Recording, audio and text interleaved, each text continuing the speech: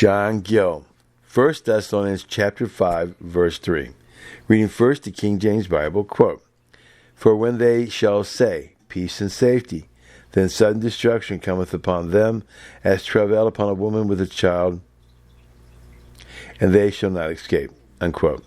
John Gill quote, "And when they shall say, or men shall say, that is, wicked and ungodly men, persons in a state of unregeneracy, peace and safety, when they shall sing a requitem to themselves, promise themselves much ease and peace for years to come, and imagine the persons and property to be very secure from enemies and oppressors, and shall flatter themselves with much and long temporal happiness.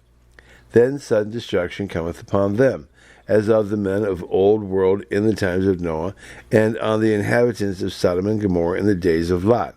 For as these will be in the days of the Son of Man, as at the time of the destruction of Jerusalem, so at the last day, see Luke 17:26, and as was the destruction of literal Babylon, so of Babylon in a mystic sense, or Antichrist and his followers, and which will be, as travail upon a woman with child, whose anguish and pains are very sharp, the cause of which is within herself, and which come suddenly upon her and are unavoidable. And so the metaphor expresses the sharpness and severity of the destruction of the wicked.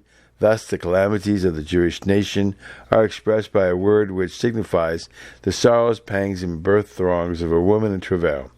Matthew 24, verse 8.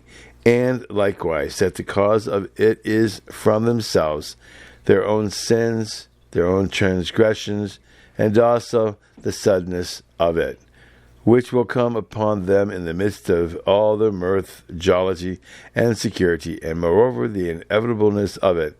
It will certainly come at the full and appointed time, though that is not known, and they shall not escape the righteous judgment of God, the wrath of the Lamb, or fallen into his hands.